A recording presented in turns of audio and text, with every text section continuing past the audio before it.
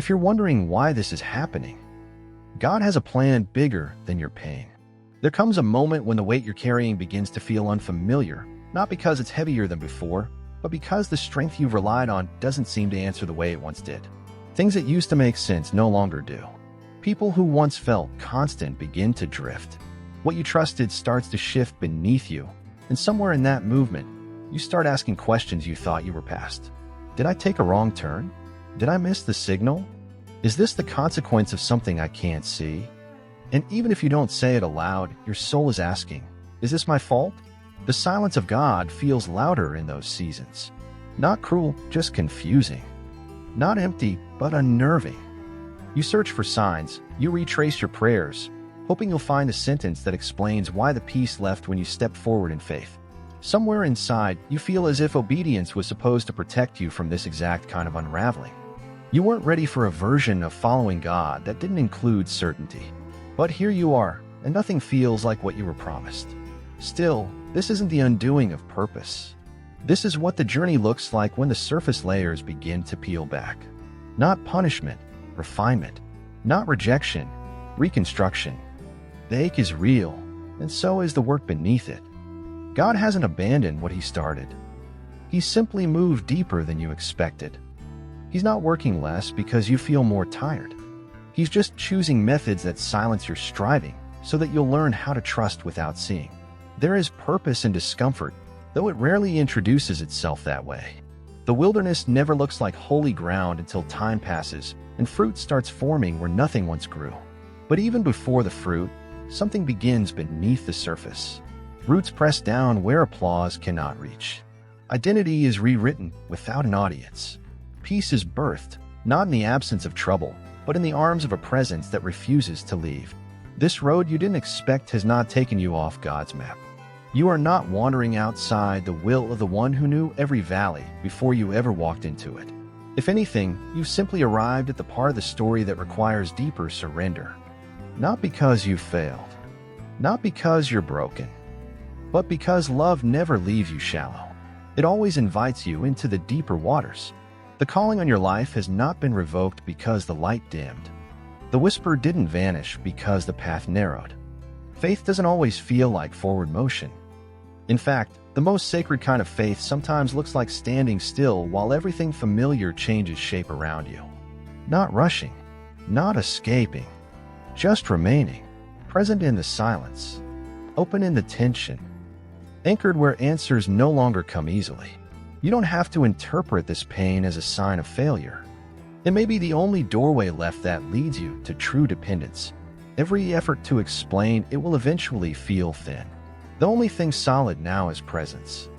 Not yours, is not effort, nearness.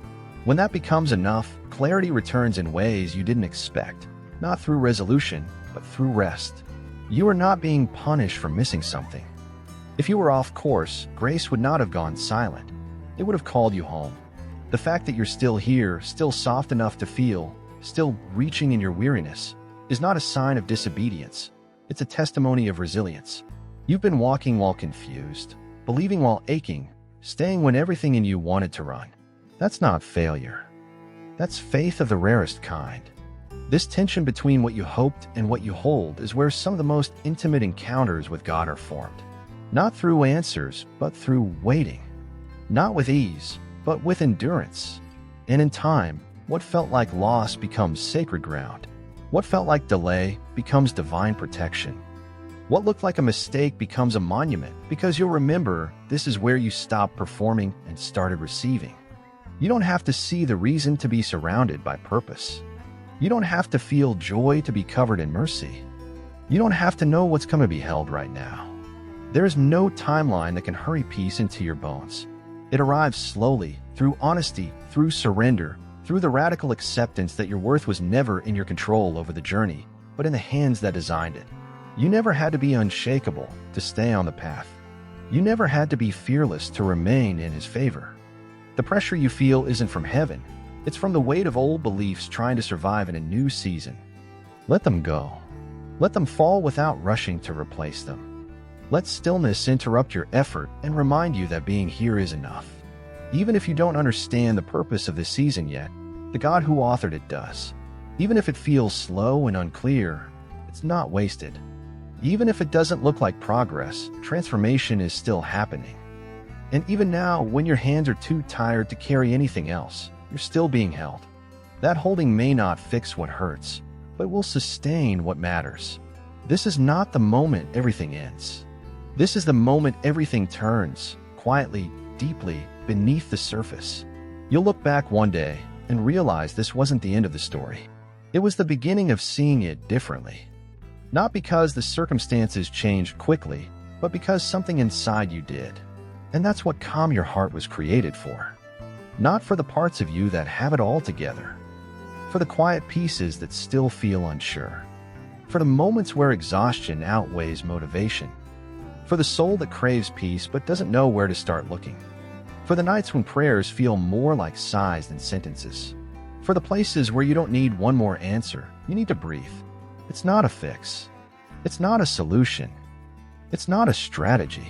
It's a companion. A soft rhythm in a hard world. A gentle voice that doesn't demand healing before you sit down. A space where rest is no longer a reward for performance. It's the starting place. The shelter. The permission to stop measuring your value by your pace and start receiving your peace as a gift. If anything in this echoed something deeper than words, maybe this is the right place to pause and start again, without the pressure to have it figured out, without the fear of being behind, without the shame that comes from feeling fragile. Click the link in the pinned comment and let this be your moment to return. Not once you're stronger, but now exactly as you are. There are moments when it feels like nothing ahead makes sense anymore. The map that once gave you direction has faded, and your steps feel more like guesses than confidence. You keep walking, but with each movement forward, uncertainty follows. Not because you don't want to believe, but because faith in the dark feels different than faith in the light. You've reached a place where vision ends and trust begins, but trust, by nature, doesn't explain itself. It's difficult to wait without clarity. Your mind tries to fill in the gaps, creating stories around the silence. Maybe you've assumed the delay is your fault. Maybe you've convinced yourself you're being overlooked. But if you could see what's unfolding beyond your understanding, if you could witness what's happening just outside the frame, you'd realize this is not absence, it's orchestration. This quiet season has more movement in the unseen than in the visible. Heaven has not gone still. It has simply gone deeper. What you perceive as silence might be divine shielding. What you interpret as an action might be layers of mercy protecting you from what your heart isn't ready to carry. Not all hiddenness is punishment. Some of it is preparation. Some of it is grace. Some of it is God saying, there's more at work here than you know. Your story doesn't stop just because you can't see the next line. He's still writing, still weaving, still shaping the narrative you don't have language for yet. Think of Joseph, betrayed, sold, imprisoned. None of it looked like favor, but every step carried him closer to fulfillment. The palace didn't come quickly, and the promise wasn't proven in the light. It was forged in places that looked like failure. Had he judged the process by what he could see, he might have quit before destiny had a chance to breathe. But heaven had already seen what he couldn't. The famine, the future, the freedom on the other side of waiting. You've looked for signs, asked for confirmations, pleaded for doors to open faster. But sometimes the most loving thing God can do is close what you thought you needed, so your dependence is no longer divided. Sometimes the delay is protection from detours that would have felt good but led nowhere. Sometimes silence is the sound of heaven reorganizing things you didn't know needed shifting. And sometimes what looks like stillness is the exact environment where roots go deep enough to survive what's next. Just because you don't feel seen doesn't mean you're invisible. The one who formed galaxies notices every detail of your exhaustion. The sigh you didn't say aloud. The nights that held more fear than peace. The plans you buried because hope became too heavy. These are not wasted shadows. They are holding spaces, meeting places, ground where faith matures and identity is rebuilt without noise. You haven't been passed over. Timing is not a sign of value. Some promises take longer not because you're doing something wrong, but because what's coming will demand a version of you that's more anchored than impulsive, more surrendered than strategic. The version being developed here, in this quiet, is stronger than the one who could have forced something prematurely. God sees what would have broken you had it arrived too soon. He knows the weight that looks like a blessing but crushes when carried too early. He's not withholding. He's aligning. He's not slow. He's deliberate. When heaven moves, it's not reacting, it's establishing. And every step, even the ones you didn't ask for, are part of a design that leads somewhere worth arriving at. You're not being asked to enjoy the wait. You're being invited to trust the one who walks beside you in it. Not with rehearsed optimism, but with quiet resolve. The kind that says, even here, I'm not abandoned. That doesn't remove the ache, but it redefines the way you carry it. You stop striving to earn peace and begin receiving it as a presence, not a product. Maybe what feels unclear right now is only hidden because it's being made holy. There's strength in remaining when you have every excuse to withdraw. There's faith in showing up, even when vision doesn't return. Your persistence is not wasted in this fog. It's being counted, measured, treasured, and in time, clarity will return, not always with answers, but with awareness. You'll see what you couldn't before, that every no was forming a better yes, that every closed door was not rejection, but direction, that every silence was not abandonment, but the language of a God who trusts you with the stillness of his process. Learning to believe when there's nothing to prove it is a sacred kind of maturity. Choosing to stay soft in delay is proof that grace is doing something within you. There is no wasted effort in obedience. Even the steps that felt like failure have meaning. Even the prayers that didn't shift the outcome were heard. Even the dreams that died gave way to roots that now hold. You're still being formed. And that's not a lesser place, it's the most intentional one. Information, you stop striving to control every outcome. Information, you begin to feel held even in mystery. Information, the veil between you and eternity thins, and what once felt distant now feels divine. God hasn't changed his mind. He's simply writing a chapter that requires your patience to finish. If you could see it all now, it wouldn't require faith. But trust grows when your hands are empty and your heart is still open. That kind of trust can't be shaken by results. It's born from revelation, an inner knowing that even when nothing looks certain, the author is still good, still wise, still weaving things for your good, even when the pattern looks broken.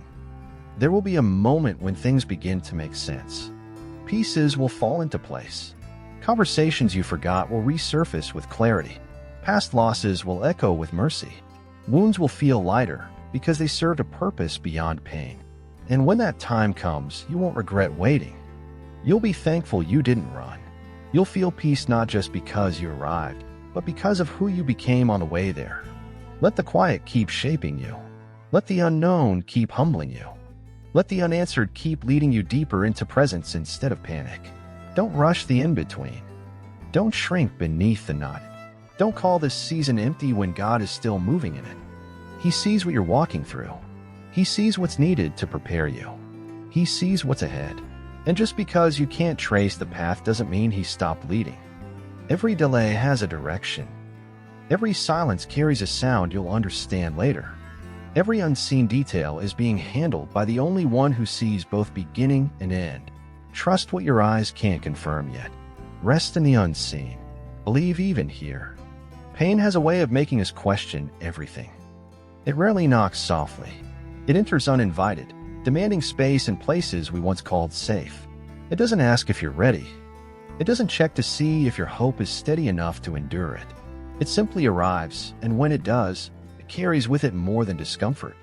It carries suspicion, not just toward life, but toward God. You begin to wonder if this is your fault. If the ache is attached to something you missed, some obedience you failed to carry, some prayer you forgot to pray correctly. And even if you've heard all the right theology, even if you know better in theory, your soul still whispers, "Am I being punished?" That question digs deep because it comes from a place of vulnerability. It surfaces in the night, when the noise dies down and you're left alone with the parts of your story you can't edit. You remember the efforts. You replay the sacrifices. You count the prayers. And somehow, they feel as though they vanished into silence. The heart aches, not just from what was lost, but from the haunting idea that maybe the loss was deserved. That somehow, suffering is proof of rejection. But the truth doesn't echo that lie. If you go back through the stories you've read, the lives you've studied, the lineages you admire, one thing is always present. the righteous suffered. Not occasionally, not mildly. They endured crushing, waiting, persecution, betrayal, loss, silence, and exile. Not because they were far from God, but precisely because they were close. Pain wasn't a sign of punishment. It was a sign that they were part of something deeper than their comfort. Job never saw the conversation in heaven. He never received a list of reasons for his suffering. And yet, in his loss, heaven remained invested. Every cry he released, every accusation he wrestled with, every tear he shed, it was seen. Nothing about his pain made him less loved.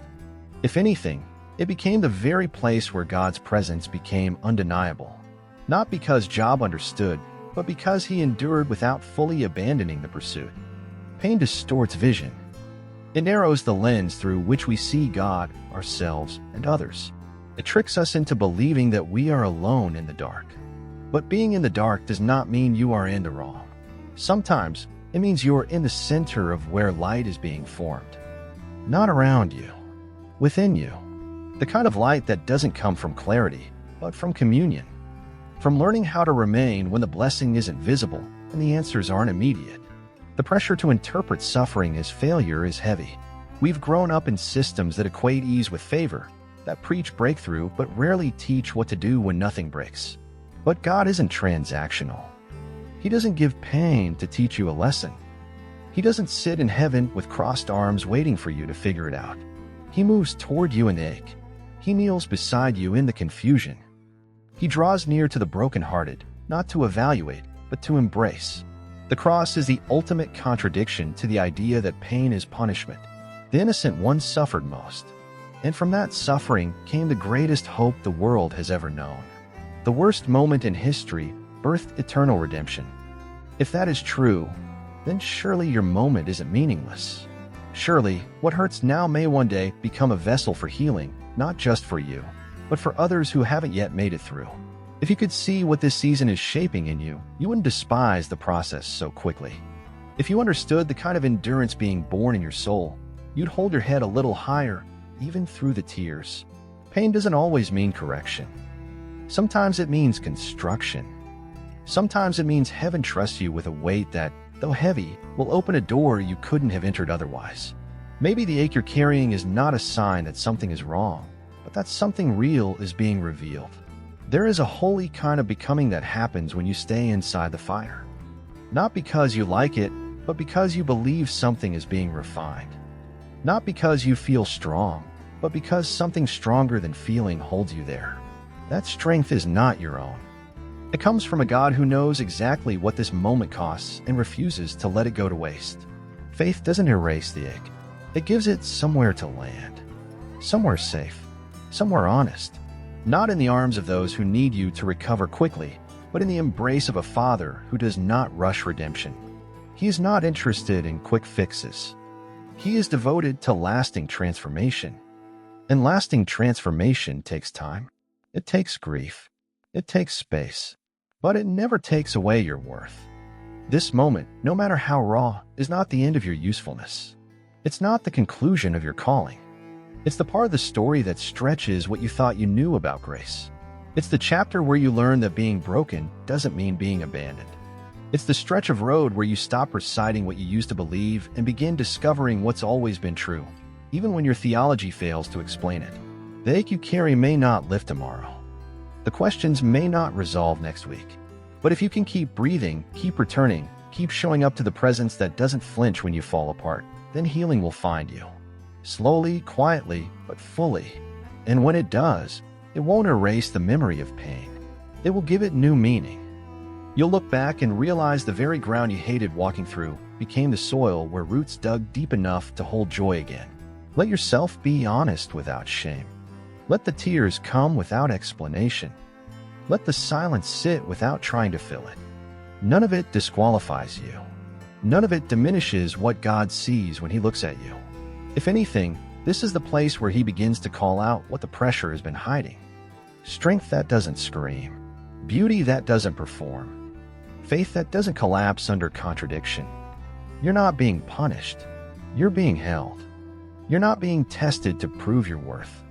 You're being shaped to carry peace that doesn't depend on comfort. And in the end, you'll realize that nothing you're walking through has been wasted. Not a single sigh, not a single doubt, not a single night you didn't think you'd make it. There are things you prayed against that still happened. Doors you asked him to close that stayed open longer than you could handle. Wounds you hoped to avoid that cut deep anyway. You've cried out with sincerity, you've stood in faith, you've asked in Jesus' name, and still the sorrow came. Still the plans unraveled. Still, the burden wasn't lifted. And somewhere between what you believed and what you received, a silent question formed. If God could have stopped this, why didn't he? It's a question few are willing to admit, but many silently carry.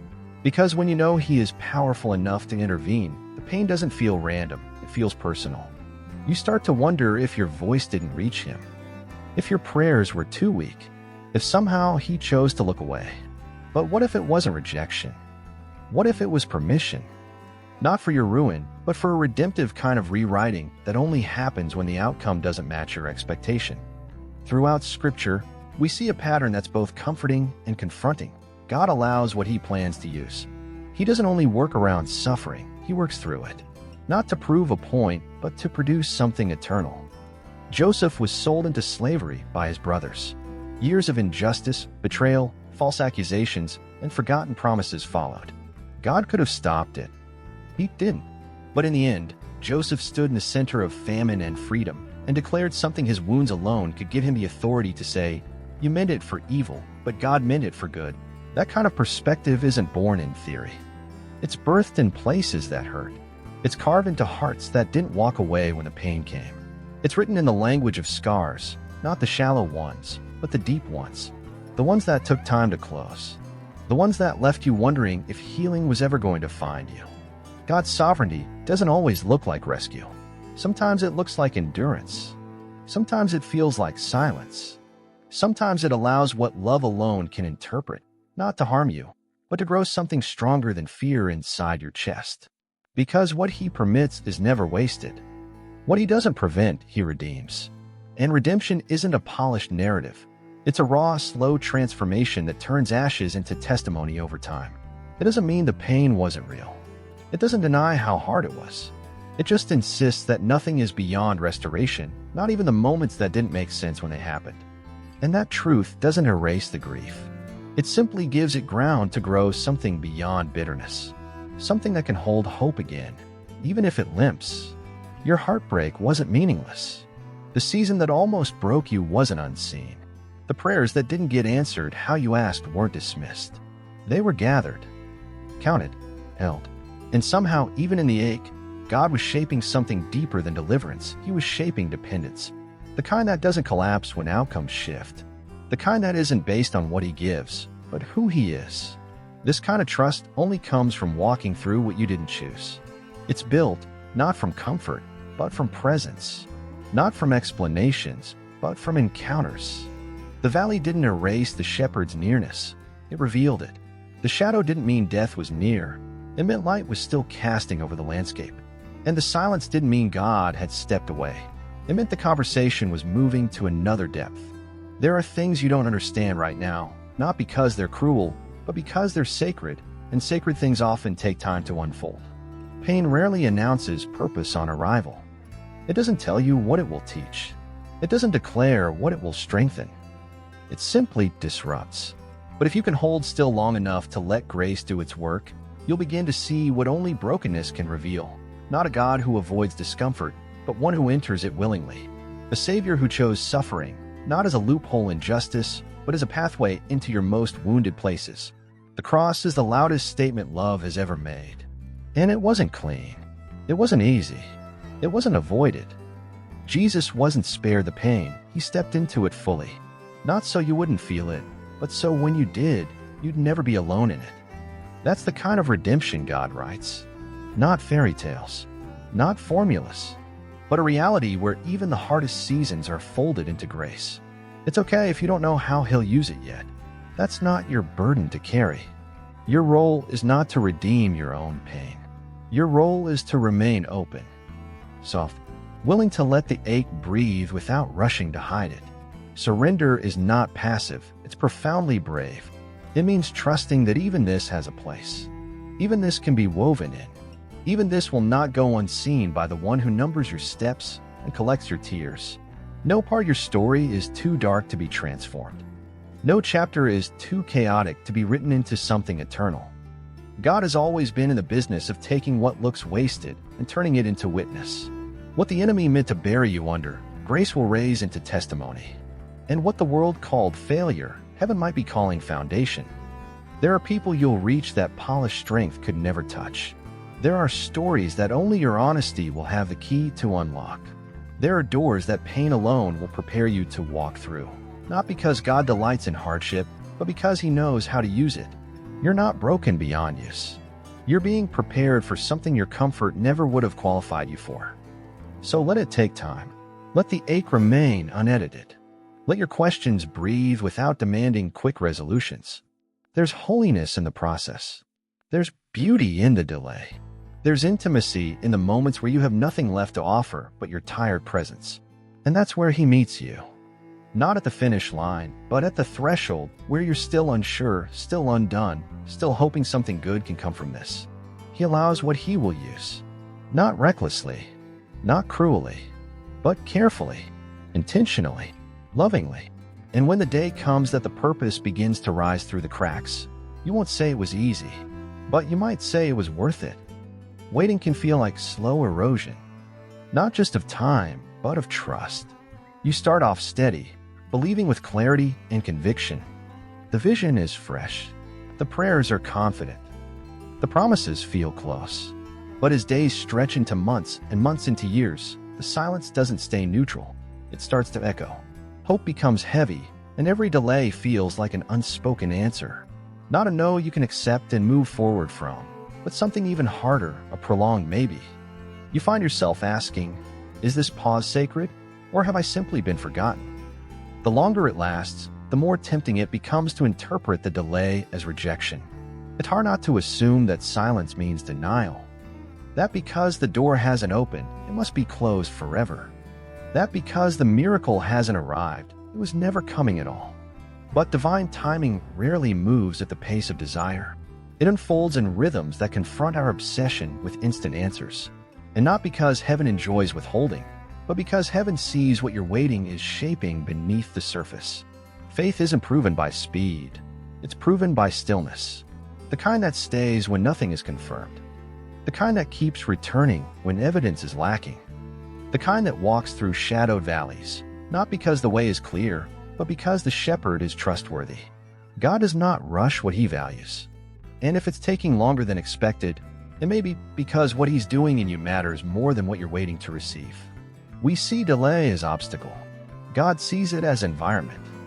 The very place where motives are purified, where pride is softened, where entitlement breaks and expectancy becomes worship, where you stop demanding and start discerning, where presence becomes more important than outcome.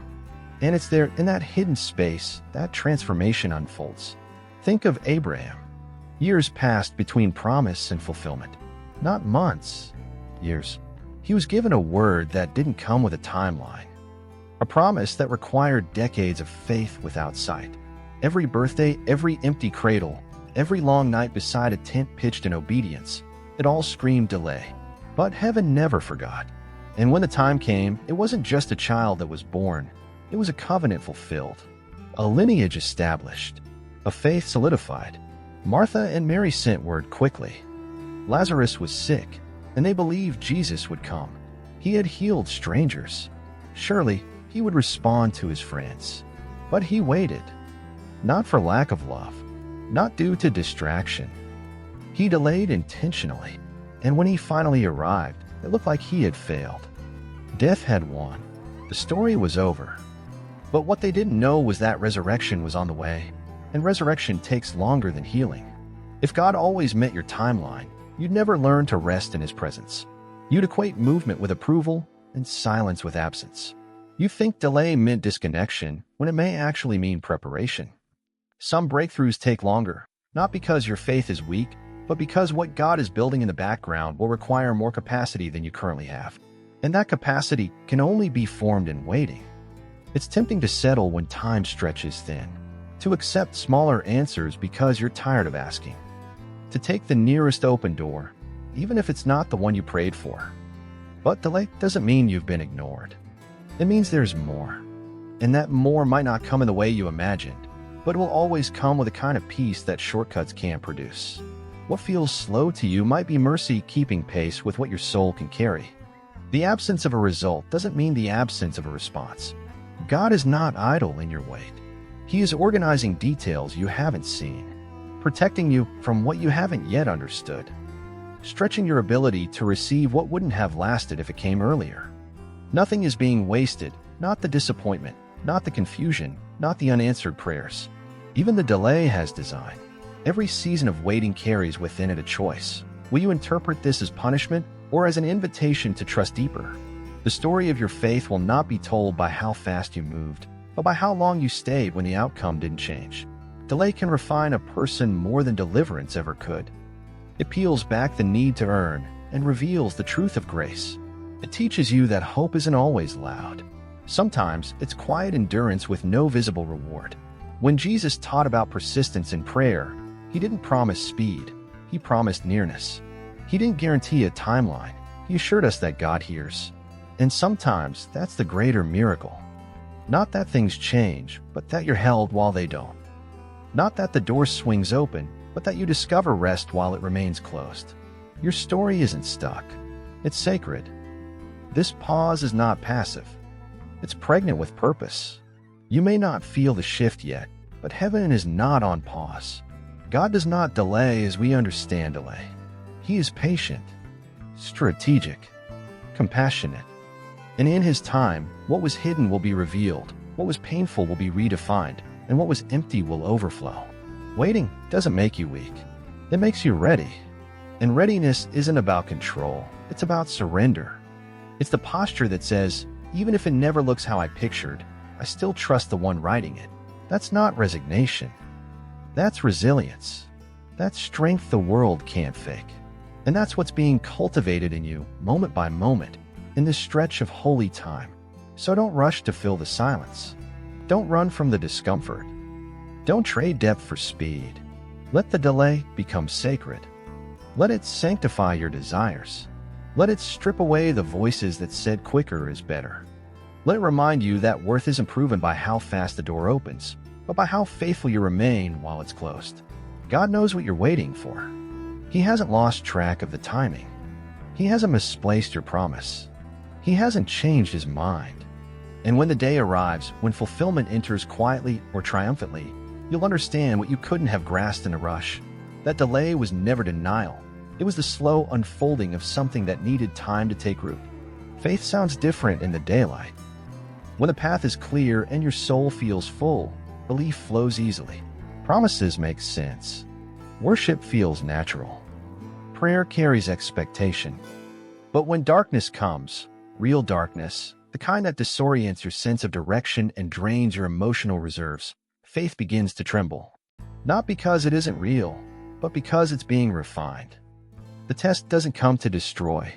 It comes to reveal what you couldn't see in the light. Darkness strips away the illusions, the comfort of routine, the clarity of immediate outcomes. It forces the soul to confront what it has anchored to in silence. It draws out the kind of faith that isn't loud or showy, but quiet, stubborn, enduring. Faith in the dark isn't polished. It's raw. It doesn't always sound like declarations. It sounds like whispered prayers at midnight, clenched fists under covers, quiet tears in church pews, long walks with questions echoing louder than answers.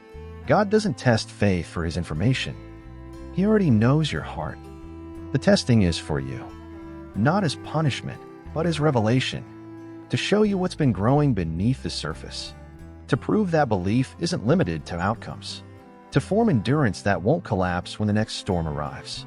Faith that has only lived in sunshine hasn't yet learned what kind of shelter it can be in the storm. There are places in your journey where God will not give you more clarity, but he will give you more presence. That doesn't always feel satisfying. Sometimes it feels like being asked to walk blindfolded through terrain you never chose. But if you keep walking, if you don't quit, you'll realize what the dark reveals. God isn't on the other side of this, waiting. He's in it with you, not cheering from a distance, but holding, guiding, breathing peace into the tightest corners of your mind. Think of the Israelites in the wilderness. A cloud by day, a fire by night. Not a map, not a plan. Presence, daily, moment by moment. No blueprint, just guidance. No final timeline, just trust. The wilderness wasn't a punishment, it was a proving ground. A space where faith either fractured under fear or deepened in dependence. That same wilderness lives in you now. Not the geography, but the condition. The need to believe when nothing around you seems to agree. Darkness isn't always demonic. Some of it is divine. Not all silence is absence. Sometimes the quiet is the classroom.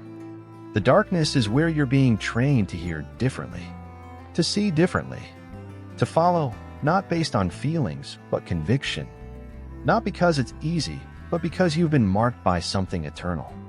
And eternal doesn't fade just because the lights went out. Not all growth is visible. Some roots deepen best in shadows. You don't need to see everything to keep moving. Light isn't the confirmation of God's goodness. His goodness is constant, even when your vision isn't. When you trust in the dark, it tells heaven that you weren't just in love with the gifts, you believe in the giver. It tells your fear that it won't have the final word. It tells your soul that security doesn't come from understanding, but from intimacy. Even Jesus faced darkness. Gethsemane wasn't filled with crowds or celebration. It was isolation, anguish, and surrender. And yet, that moment of crushing became the preparation for resurrection. Not because the pain was pleasant, but because it was purposeful. Your dark season may not feel holy, but that doesn't make it less sacred. Some of the most defining moments of faith don't come with applause. They come in caves, in midnight cries, in long silences where all you have left is a whisper, and somehow that's enough. You're not weak for struggling here. You're human. The fact that you're still holding on matters more than you know. The fact that you haven't quit, even with questions, even with fatigue, even with silence, says more about your faith than any perfect performance ever could. You're walking through a fire that's not meant to consume, but to refine. And what will emerge is not a shadow of yourself. It's a deeper, clearer, more grounded version of the soul God has always seen. Let this season do its work. Let it burn away the need to control, to impress, to have answers for every ache. Let it empty you of the need for speed and fill you with the kind of stillness that doesn't demand clarity to rest. There's a strength being formed here that can't be developed in light. There's a closeness being revealed that can only be felt when the crowd is gone and the noise is faded. Don't despise the hiddenness. Don't rush the night. The same God who spoke light into existence is not intimidated by your darkness. He doesn't need you to be fine to remain faithful. He doesn't require you to be fearless to stay close. He draws near to the trembling, to the uncertain, to the ones who only have enough strength to take the next small step. And that nearness is not a bonus. It's the very essence of grace. This test won't last forever. The darkness will lift. The questions will shift. The dawn will come. And when it does, you won't just be grateful that you made it through. You'll realize that something sacred was formed in the waiting. Not just stronger faith, but a softer heart. Not just resilience, but reverence. Not just survival, but depth. Let the process complete what it started. Let the shadows speak what they were sent to say. Let your tears be part of the liturgy. They carry weight in heaven. They write chapters no spotlight ever could. And when you emerge, it won't be with shallow certainty. It will be with wisdom, compassion, peace that doesn't depend on surroundings. This season may look like loss, like silence, like Dieter. But to heaven, it looks like formation. It looks like preparation. It looks like legacy. You're not being buried, you're being planted. And in time, what took root in this night will bear fruit in ways you can't yet see. Loss has a way of rearranging how you see everything. What once felt stable begins to tremble beneath you. What once gave you identity no longer fits. The absence speaks louder than presence ever did, and you find yourself walking through familiar places that now feel foreign, not because the world changed, but because something in you broke. There are losses that leave a mark, not only in memory, but in the framework of how you move forward. It's not just grief over what's gone. It's disorientation about who you are without it. Some things you didn't expect to lose. Relationships you assumed were anchored. Dreams you thought were protected by prayer. Plans you trusted would unfold with time. And when those things fell apart, it wasn't just disappointment, it was devastation. You didn't just lose the thing itself. You lost a version of yourself. And in that space, even faith begins to tremble, not because it's weak, but because it's learning how to survive without answers. Restoration sounds beautiful until you're in the waiting room of it. Until you've been through the kind of heartbreak that prayer didn't prevent. Until you stood beside the ashes of what you loved and heard well-meaning voices tell you God will use it, when all you feel is the echo of what once was. In those moments, the promise of restoration feels distant, almost cruel. And yet, it is in this very place that heaven begins to work most quietly. What you've lost may never look the same again.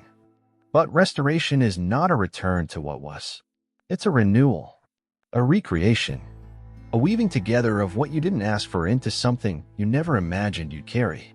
It's not about getting back what slipped through your hands. It's about learning that God never let go of you, even when everything else did. Ruth buried her future in a foreign land. What she had built, what she had married into, what she assumed would define her life, all gone. The kind of loss that doesn't get resolved with time, only with presence. And yet, the field she stepped into in her grief became the field of legacy. Not because she chased restoration, but because she remained faithful while she had nothing left to give. That's where redemption found her. Not at the finish line, but in the overlooked corner of a harvest she didn't plant. There is no formula for healing. No clean, spiritual language that can bypass the ache of real loss. God doesn't expect you to pretend. He doesn't demand a quick recovery. He doesn't measure your faith by how fast you stop crying. In fact, He honors your tears, collects them, counts them, not as weakness, but as worship. Not because grief is pretty, but because it's honest. And honesty is the kind of offering heaven never rejects.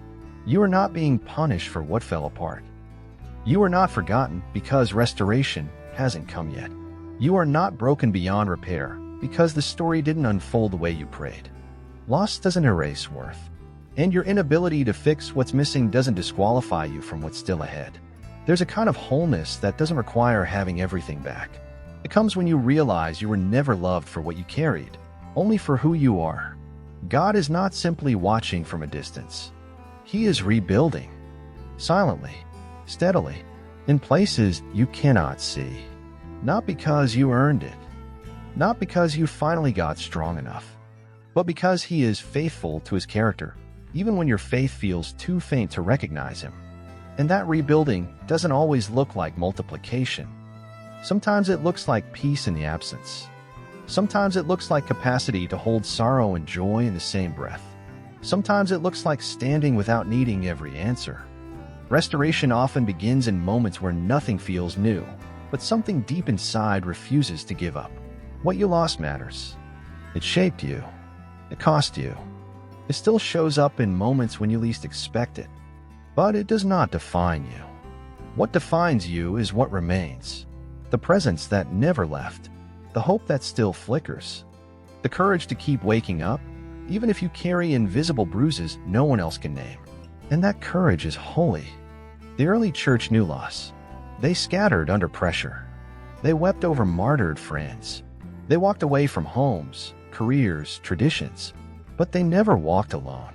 And through the very suffering they never wanted, the gospel spread further than they ever could have imagined. Not because pain is noble, but because God refuses to waste it. And the same is true in your story. The place where you've bled may become the place others will find healing. Do not rush to rebuild what's been taken. Let grace rebuild you first. Let patience do its slow, healing work. Let silence be a sanctuary rather than a sentence. Let the grief breathe long enough to be honored. Restoration is not a performance, it's a promise. But promises often look like process before they look like fulfillment. There are people who will never know the version of you that lived before the loss. But they'll meet the one that survived. The one that kept walking. The one that still prays with shaking hands. The one who knows what it means to be carried through darkness. And that version of you carries something sacred, something deeper than easy answers. Something weighty, something true. You don't have to feel whole to be in motion. You don't need to know the outcome to trust the direction. There's still ground to cover, still light ahead, still new beginnings buried inside today's sorrow. And even if the restoration doesn't come the way you expected, it will come in form and timing, in a way that reminds your soul nothing was overlooked. Not even this. God's nature is not reactive. He doesn't repair like a mechanic. He restores like an artist, takes broken pieces and makes beauty, not by hiding the cracks, but by highlighting them, by letting light shine through what once seemed useless. And when that beauty begins to rise, it doesn't deny the past. It reclaims it, rewrites it, refuses to let it speak the last word. So let your prayers be simple. Let your questions stay open. Let your mourning turn slowly into movement. You don't have to get over it. You only have to let grace under it. And when you do, you'll begin to feel the shift, not always around you, but within. The kind that says, I am still here. I am still held. I am still becoming. And slowly, you'll learn to name the restoration not just in the miracle you hoped for, but in the mercy that met you when everything else was missing. There are seasons where everything seems fragmented. Plans you once called certain are now scattered across unanswered prayers. What you carried with confidence now feels unfinished, unresolved, undone. You start to look over your shoulder and wonder if anything meant what you thought it did. If the effort was worth it. If the time, the tears, the sacrifice, they counted for something, or if they simply evaporated into forgotten corners of your story. But heaven never loses track of the things you believe were wasted. What looks like delay to you might be foundation to God.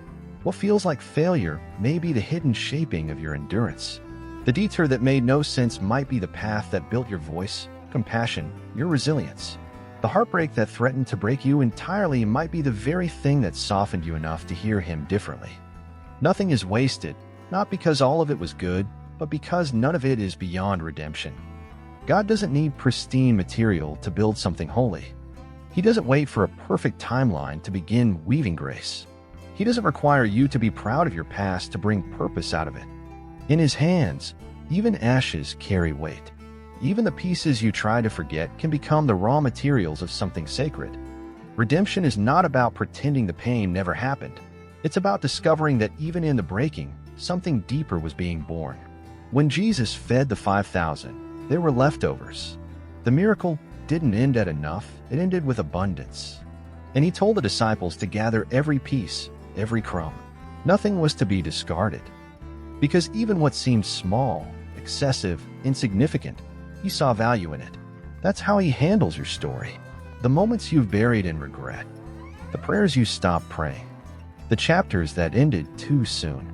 He gathers them, not to shame you, but to show you that in His economy, nothing is meaningless. There is a divine arithmetic that doesn't cancel out brokenness. It multiplies through it. It's not logical.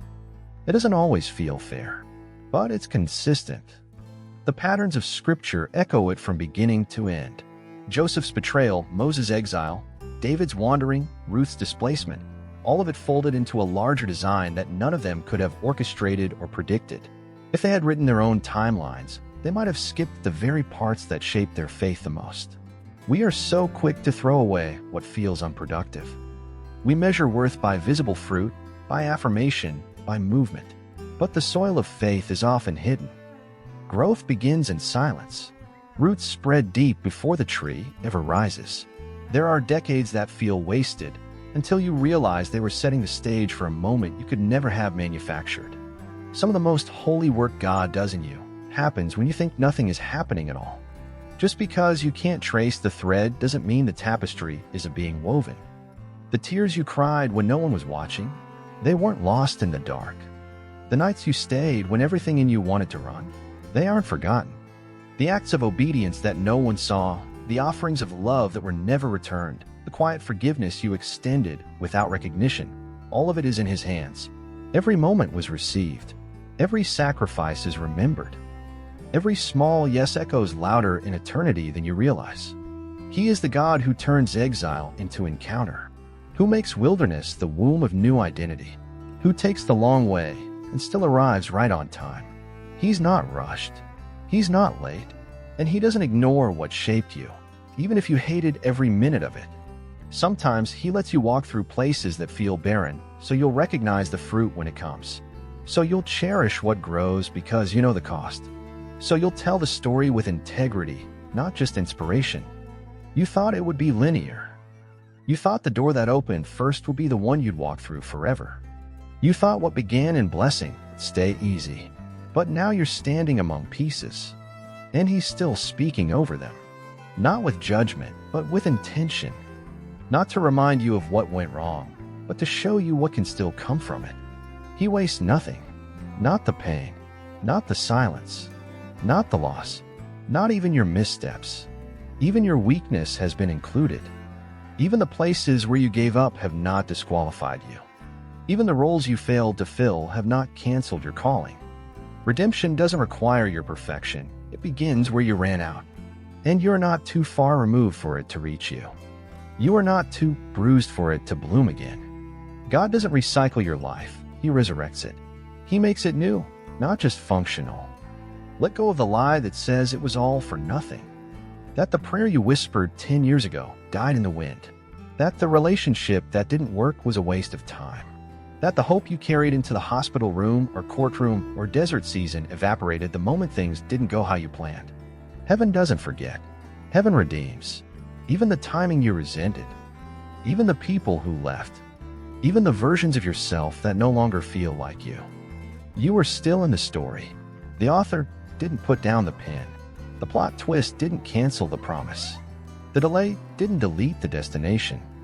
And you are allowed to grieve what didn't become. You're allowed to sit with the ache of things that unraveled. But don't let that grief convince you it's over. It's not over. Not while breath is still in you. Not while grace still reaches you. Not while God still holds every thread in His hands. Even the days you regret have been repurposed. Not ignored. Not rewritten dishonestly, but infused with a kind of mercy that only time can reveal. And when you finally begin to look back, not through bitterness but with gentleness, you'll begin to see where the light never left, where something steady held you while everything shifted, where beauty wasn't loud, but it was present. Your faith isn't built in the spotlight. It's shaped in the shadows. And the journey you've walked, with all its turns and tension, is not a detour from destiny. It is part of it. God doesn't only use the parts of your story you're proud of. He uses the whole thing. And that means there's nothing to hide, nothing to discard, nothing He cannot breathe on and bring back to life in a new way. So if you feel like it was wasted, name it, grieve it, but then listen. Because there is a quiet voice rising beneath the rubble, reminding you that this is not the end. This is not failure. This is not void. This is sacred ground. And what He holds, He heals. What He heals, He restores. What He restores, He sends back out stronger. The pieces aren't broken beyond use. They're being rearranged for glory. There are moments when life doesn't break quietly. It collapses. It rearranges everything without asking your permission. You're left standing in the aftermath, holding pieces of what used to be whole. Faith begins to shake, not because it disappeared, but because it never had to hold this much weight before. The pain isn't always loud. Sometimes it's subtle, a daily ache, a silent fear, a slow erosion of what once felt secure. And yet, even this, even now, even here, it's not wasted. What you're walking through is not just survival, it's the soil of something sacred. Not every trial begins with thunder. Some arrive in the form of disappointment. Others sneak in through silence. Some feel like rejection, others like endless waiting. But all of them carry something deeper than what they seem. Not because the pain is holy, but because God never steps aside while you suffer. He draws near. He sits with you in the dark. He doesn't wait for the dust to settle before entering. He walks into the chaos and brings light that doesn't need circumstances to change in order to shine. You may not see it yet, but this is not the end of your story. It's the making of it. This trial is not just something you'll get through. It's something that will become part of what you carry for others. Not as a scar to hide, but as a marker of where God met you when you thought all was lost. You won't just talk about grace, you'll embody it. You won't just preach hope, you'll become proof of it. The most powerful testimonies are not born in clarity. They're shaped in contradiction. Faith grows roots when nothing makes sense, when prayers echo back in silence, when healing doesn't come the way you asked. It's in those moments that what's real in you is revealed. Not the performance, not the appearance, but the unspoken depth that says, even if it never makes sense, I'm not letting go. That kind of faith can't be manufactured. It has to be forged. Job never got all the answers. He never saw the full picture. What he got instead was presence. God didn't give him a reason for the trial. He gave him a revelation of who he is. And that was enough. Sometimes your peace won't come through explanation. It'll come through encounter. And the testimony won't be, now I understand everything. It will be, now I've seen him differently. When Paul was in prison, his calling wasn't on hold. His chains didn't silence his purpose. In fact, it was from a place of confinement that letters of freedom were written. Words that would outlive the walls around him. Encouragement that would reach generations he'd never meet. Your limitations don't cancel your impact. Sometimes the trial becomes the platform, not because it's fair, but because it's fertile ground for something eternal. What feels like an end might be the beginning of something far more lasting than ease ever could have created. Pain doesn't get the final word. It's real. It's weighty. It deserves space. But it doesn't get to define you. What defines you is what remains after the breaking. What rises when you've fallen. What holds steady when everything else gives way. That's where your story becomes more than words. That's where it becomes testimony. And not the polished kind. The kind that still shakes. The kind that still weeps.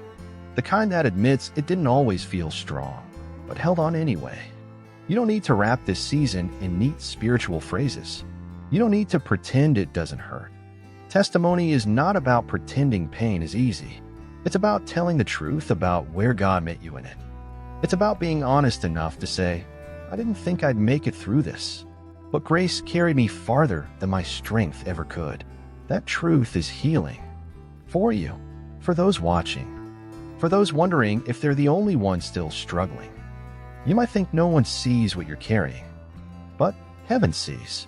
Every unseen act of endurance, every small choice to keep showing up, every whispered prayer when words ran out. These aren't footnotes in your story, they're the foundation. And someday, someone else will stand where you stand now. And they'll need more than cliches. They'll need the kind of testimony that doesn't deny the darkness, but points to the light that remained. Not every testimony ends with full restoration. Some end with peace in the middle of loss. Others with clarity in the middle of waiting. Some don't end at all, they keep evolving. Keep stretching. Keep echoing through every new trial with a deeper sound. That's the beauty of what's being formed in you. It's not just for this season. It's being shaped to last. It's preparing you to walk with others, to speak with authority that isn't born from theory, but from having been there yourself. You are allowed to not have it all figured out. Testimonies don't require closure. They require truth. And truth doesn't always come wrapped in answers. It often comes clothed in presence. God is not asking you to perform for a breakthrough. He's asking you to be honest in the process. He's asking for the space to show you that even in the struggle, even in the silence, He hasn't left. Your voice matters. Your experience matters. The places you've wept, the prayers you've spoken through clenched teeth, the nights you've spent questioning everything, they're part of the story. They are not interruptions. They are invitations. You don't have to be healed to be whole. You don't have to be finished to be faithful. Just as you are, God is using you. It doesn't mean the pain was good. It means the God you serve is so faithful, He can take even what was meant for harm and turn it into something that carries power. That's what a testimony is. Not the erasing of pain, but the redeeming of it. Not a denial of reality, but the proclamation that something deeper still holds. This trial will not define your future, but it will shape your voice. It will anchor your soul. It will teach you to see differently, to speak from places of lived wisdom, to sit with others in their pain, not with advice, but with presence. And that presence will heal more than any solution ever could. You won't always see it while it's unfolding. Most testimonies aren't recognized in the moment. They're written in hindsight. But even now, seeds are being planted. Not in vain, not by accident. You may feel buried, but you are being rooted. grounded, strengthened. And when the time comes, what has grown in secret will bear fruit in the open. So don't despise the trial. Don't minimize the cost. But don't surrender to the lie that this is the end. What you're walking through is holy. Not because it's easy, but because it's being held by hands that don't drop what they carry. You are still here, still breathing, still believing, even if quietly. And that is enough. The testimony will not be that you never felt fear. It will be that fear didn't win. It will be that grace was louder, that mercy was stronger, that somehow when everything said you wouldn't make it, you did. Not because of willpower, but because of presence. That's what people need to hear. That's what they'll feel when you speak. Not just words, but weight, truth, spirit. This trial may not be over, but the story isn't done, and the God who holds every page is still writing. Silence is one of the hardest answers to receive, not because it speaks nothing, but because it leaves everything open. It doesn't close the chapter. It doesn't offer resolution. It just waits. And in that waiting, your soul begins to question whether anything is still being written at all. You start to look for signs, any sign that God is still close, still involved, still aware. And when those signs don't come, it's tempting to believe that silence means absence. But it never has. Not in Scripture. Not in your life. Some of the most important movements in God's story began in silence. 400 years passed between the Old and New Testaments, and heaven said nothing. No prophecy, no new word, no visible breakthrough. But while it looked like nothing was happening, God was setting the stage for everything to change. Silence was not inactivity, it was preparation. The curtain hadn't closed. It was just waiting to rise. You might feel like you're living between what God said and what He hasn't explained. You're holding on to a promise that once felt alive, but now feels dormant. Not denied, just delayed. Not dead, just buried. And the quiet between the planting and the blooming feels like abandonment. But it's not. It's mystery. And mystery doesn't contradict faith, it matures it. You are not forgotten. You're just being formed in a season where growth isn't loud. Jesus knew silence too. In the Garden of Gethsemane, his cry wasn't met with comfort. It was met with quiet. And yet, he remained. Not because the silence was easy, but because the presence of the Father was deeper than the sound of his voice. Some things you only learn when the volume lowers. Some truths only emerge when the noise fades. The absence of a fresh word doesn't erase the last one.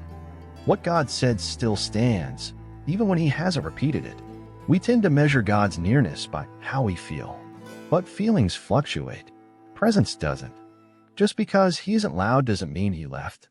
Just because your prayers seem to hang in the air doesn't mean they weren't heard. Silence is often the soil where trust is planted. Not shallow trust. Not emotional highs. But anchored, rugged, weathered belief that says, even here, I'm not alone. The quiet places often carry the deepest roots. What grows there may take time, but cannot be shaken. Look at the story of Lazarus. Jesus waited. He didn't rush to the scene. He didn't prevent the death. He let the silence settle. And yet, in that delay, something deeper unfolded. Resurrection wasn't just a moment of healing. It was a declaration that death doesn't win. The silence set the stage for glory, not because the suffering was insignificant, but because the waiting revealed a greater dimension of who God is. Sometimes what feels like delay is actually divine timing you can't yet interpret. You might feel like you're sitting in a scene that's unfinished, like the ink has dried on a page that never closed. But God doesn't leave stories incomplete. He doesn't forget the characters He created. He doesn't walk away from what He began. If He hasn't spoken yet, it's not because the story stopped, it's because the next chapter is still unfolding. And not every chapter begins with noise. Some begin with stillness. Some with shadows. Some with silence. It's okay to be uncomfortable here. It's okay to wrestle. To ask questions. To cry out and hear nothing but your own voice. That doesn't make your faith less real. It makes it human. God never asked you to perform certainty. He invites you to remain honest in the mystery. You don't need to explain the silence to remain inside it. You only need to believe that the one who began a good work hasn't set it down. Scripture never glorifies silence, but it often redeems it. Hannah prayed through years of quiet before her miracle came. David penned psalms from caves where no answer echoed back. Elijah stood on a mountain and only heard God in a whisper after the fire and the wind passed. Silence doesn't exclude the sacred, it reveals it. And sometimes, what looks like stillness on the surface is actually transformation beneath it. When you don't hear him, lean into what you know. Remember the last word. Rehearse the promise. Reflect on the patterns of his character. He's never rushed. He's never careless. He's never disconnected from your ache. Silence doesn't mean God is punishing you. It may mean he's trusting you. Trusting that your roots go deeper than emotion. Trusting that your faith can survive without constant reassurance. Trusting that what he planted in you won't die in the dark. Don't let the enemy convince you that silence equals rejection. That's a lie he's whispered since Eden. When Eve didn't hear God's voice directly, the serpent filled the silence with accusation. That's what silence does. It creates space. And whatever fills that space shapes your response. Let truth fill it, not fear. Let memory of God's goodness fill it, not suspicion. Let worship rise even when your questions go unanswered. You may not realize it yet, but your endurance in this silent place is saying something. To heaven, to those around you, to your future self. It's testifying that your faith was never based on ease, that your commitment wasn't conditional, that your relationship with God doesn't depend on constant affirmation. That's a rare kind of maturity, and it's being formed right now, not in victory, but in quiet persistence. Some will see your silence and assume stagnation, but they don't know the depth of your prayer. They haven't seen the midnight hours you've spent on your knees. They don't know the weight of your questions or the depth of your loyalty. You don't need everyone to understand what God is doing in you. Silence can't always be explained, but it can be honored. Heaven honors what you're still holding, even when it doesn't speak. You are not on the wrong path just because it's quiet. You are not being punished because the answer hasn't arrived. You are not lost because you can't feel direction. Sometimes silence is the clearest invitation to walk by faith, not by sight. To trust the hand you cannot see. To keep moving without clarity because you know who holds the map, even if he hasn't handed it to you yet. Let the silence do its work. Let it strip away the noise. Let it sharpen your hearing. Let it deepen your dependence. Let it quiet the parts of you that still try to earn what's already been freely given. There is a stillness that doesn't mean emptiness. It means reverence. And what's forming in that stillness is not apathy. It's awareness, holiness, sensitivity to a God who whispers because he's near, not because he's far. This chapter will not last forever. There will be another word, another move, another moment of clarity. But even if it doesn't come when you want it, don't miss what's being formed now. Your silence holds weight. Your questions carry sacred space. Your unanswered prayers are still being heard. The ache you carry isn't invisible to heaven. It's recorded, revered, remembered.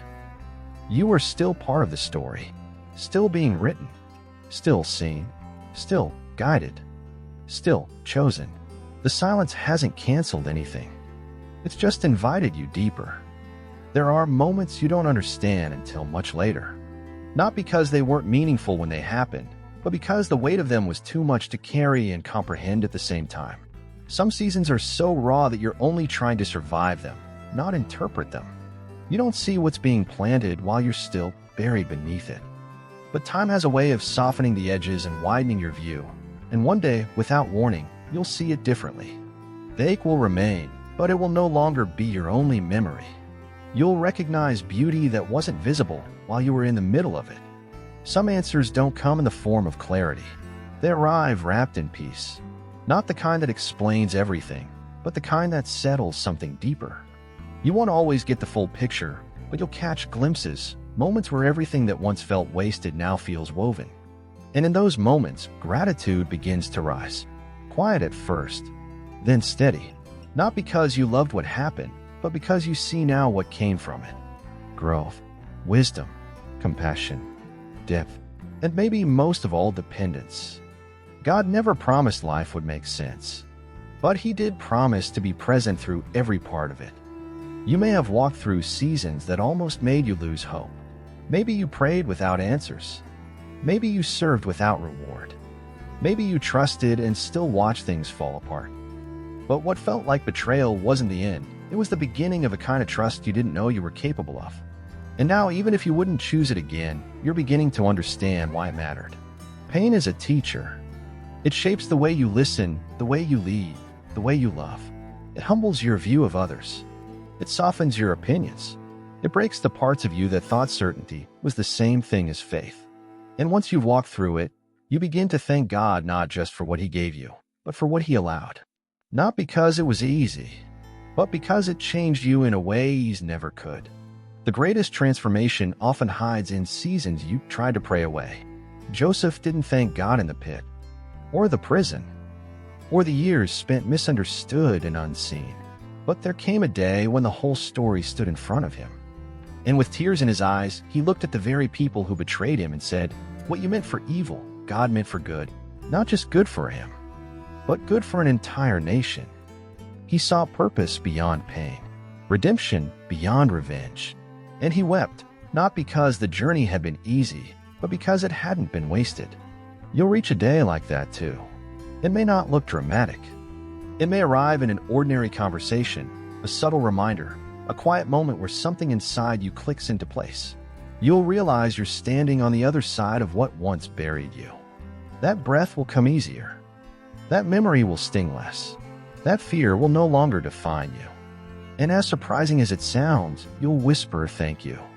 Not for the suffering itself, but for the strength you didn't know was growing in it. Gratitude in hindsight doesn't erase the reality of what hurt. It redeems it. It reframes the scene. It allows you to move forward without denying what was lost. You'll always carry the memory, but now it carries meaning. The scars no longer just prove you survived, they reveal you were transformed. And that transformation will speak louder than any easy breakthrough ever could. When you look back, you won't remember every detail, but you'll remember who sustained you. You'll remember the grace that showed up unexpectedly, the peace that held you when nothing else made sense, the scripture that suddenly felt like it was written for your exact circumstance, the quiet strength you received when yours ran out. You'll remember being carried, and that memory alone will change how you walk forward. There will be people in your future who need your past. They won't need your perfection. They'll need your honesty. They'll need the story of how you made it through the valley, not because you had all the answers, but because you refused to quit. They'll need to know that you doubted, that you wrestled, that you cried, but that you kept showing up anyway. Your thankfulness will not just be personal, it will become an offering, a light for someone else's dark. One day, the bitterness you once battled will be replaced with perspective. Not because time healed you, but because presence walked with you through the process. God's silence wasn't neglect. His delay wasn't punishment. His redirection wasn't cruelty. It was all part of the shaping. And though it stretched you, though it broke things in you, it also birthed something that couldn't be born any other way. You will look at what almost broke you and realize it's where your dependence became unshakable. You'll revisit the words you once spoke through tears and see how each one was answered. Maybe not the way you imagined, but in a way that marked you. You'll stand where you once crawled, and you'll carry a kind of peace that others can feel before you speak. This is the beauty of surrender. Not the loss of control, but the gain of deeper wisdom. The realization that your life was never held together by your plans. It was always carried by a greater hand. And once you see that, gratitude becomes the lens through which you begin to interpret even the hardest days. You no longer ask, why did this happen to me? But what did this grow in me that couldn't have come any other way? One day you'll thank Him, not because the pain didn't cost you, but because the healing taught you how to receive. You'll thank Him for the silence that taught you how to listen, for the unanswered prayer that revealed your deepest needs, for the closed door that saved you from settling, for the detour that led to something better, for the season that slowed you down long enough to realign your heart.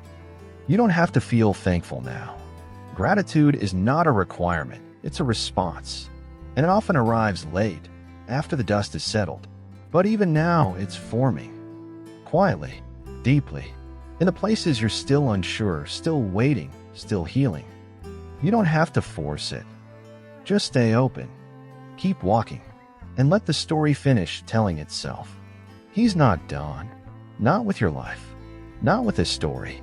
Not with the threads you thought had unraveled beyond repair. Even now, something is being prepared that you can't yet see.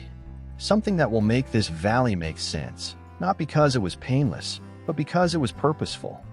And when that day comes, when the light breaks through and hindsight becomes holy, you won't just thank him for the outcome. You'll thank him for his nearness in the middle of the unknown. You'll thank him for sustaining you when you didn't know what tomorrow held. You'll thank him not for making it easy, but for never walking away. That kind of thankfulness can't be manufactured. It's not emotional. It's not dramatic. It's sacred. Rooted, earned through real nights of struggle and dawns of unexpected peace. That thankfulness becomes your worship. Not a song, but a life. Not words, but witness. You'll walk differently. Speak softer. See deeper. And your very presence will tell the world, he is good, even here. You walked through deserts you didn't choose, cried prayers you never imagined needing, stood in places that once terrified you, yet somehow here you are. Not unchanged, not untouched, but unmistakably alive. Maybe not in the same way you began this journey. Maybe the hope looks quieter now. Maybe the joy isn't as loud. But what's growing in you is far more rooted than what you lost. What was built in silence now stands unshakable. This isn't the ending of a story. It's the settling of a foundation. The soft grounding of a heart that has been stretched, stripped, searched, and still dares to trust. You've come to know a kind of peace that doesn't need everything resolved.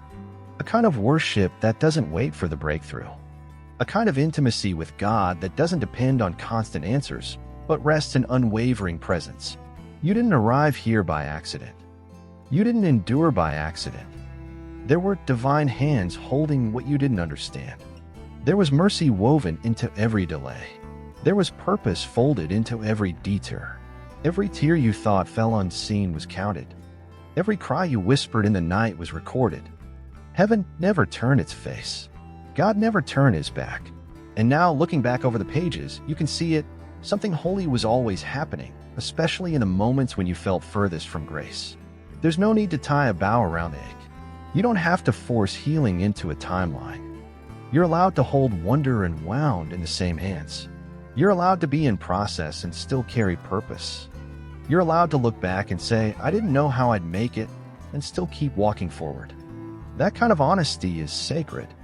That kind of endurance is holy. Maybe you found yourself in these words. Maybe your heart felt seen for the first time in a while. If so, take this as permission, not to perform, not to push through, but to pause, to breathe, to heal at the pace of grace, not pressure, to accept that you're not too broken to begin again, that your timeline isn't late, that your faith is not defective, it's simply real. That's what Calm Your Heart was created for. Not for the perfect moments, for the honest ones. For people like me who are tired of hiding, but scared to fall apart. For souls who need structure, but not pressure. For hearts that need permission to rest before they recover. It's not a fix, it's a companion. A place to breathe when the world keeps spinning. A space where grace isn't rushed and peace doesn't feel like a performance. If this journey has echoed something you've quietly carried, then don't walk away unchanged. Let this be your reminder. Healing doesn't always come through effort. It comes through presence. And you're allowed to begin again without being fully ready. Start with one breath, one prayer, one honest page, one surrendered moment. Click the link in the pinned comment and give yourself a place to rest. Not once you feel worthy. Right now, exactly as you are. So now here's the question only you can answer. What part of your story have you been calling wasted that heaven is still using? If this series helped you find your voice again, if it gave you peace where there was only noise, subscribe to this space. There's more coming. And you don't have to walk this alone.